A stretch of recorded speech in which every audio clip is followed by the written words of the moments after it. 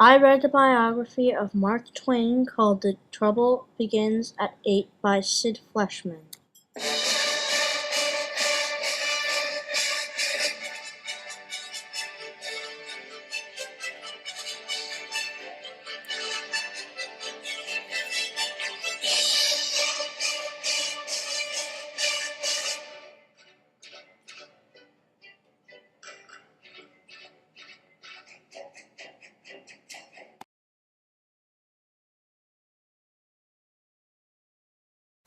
Ladies and gentlemen, thank you for attending the services. I hope you don't mind if I smoke. I don't see any harm in it.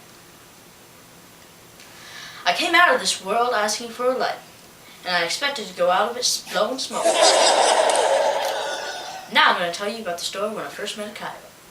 So about an hour after breakfast, we saw the first prairie dog villages, the first antelope, and the first coyote.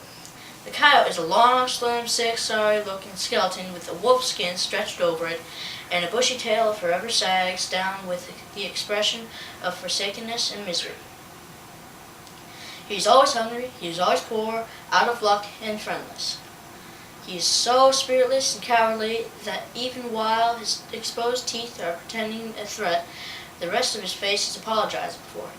But if you make a demonstration against him, he develops a lively interest in his journey, and instantly electrifies his heels and puts on such a deal of real estate between himself and your weapon that by the time you have raised the hammer, you see that you need a rifle, and by the time you get him in line, you need a cannon, and by the time you have drawn a bead on him, you see well enough that nothing but an unusually long-winded streak of lightning could reach him where he is now. But if you start a swift dog after him, you will enjoy it ever so much. Especially if it is a dog that has a good opinion of himself.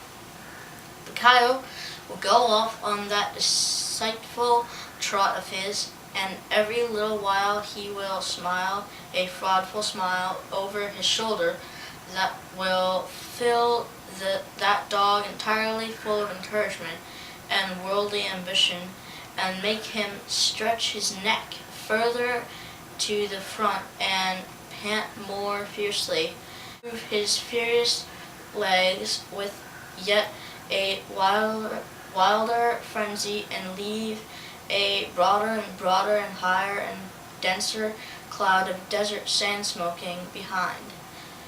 All this time the dog is only a short 20 feet behind the coyote, and he cannot understand why it is that he cannot get closer. And he begins to get aggravated, and it makes him madder and madder to see how gently that coyote glides along and never pants or sweats or ceases to smile. And then that town dog is mad, and he begins to paw the sand higher than ever and reach for the coyote with desperate energy. This finds him 6 feet behind the gliding enemy and 2 miles from his friends.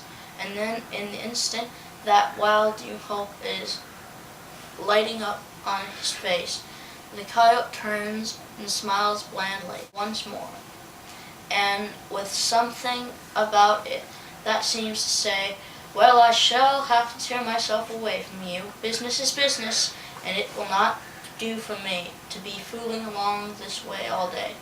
And forthwith there is a rushing sound and the sudden splinting of a long crack through the atmosphere, and behold, that dog is alone in the ocean of vast solitude. It makes his head swim. He stops and looks all around, climbs the nearest sand mound, and gazes into the distance. And then, without a word, he turns and jogs along back to his train and takes a humble position under the hindmost wagon and hangs his tail at half-mast for a week. And for as much as a year after that. Whenever there is a cry after a coyote, the dog will merely glance in that direction without emotion and apparently observe to himself, "I believe I do not wish any of the pie." Thank you.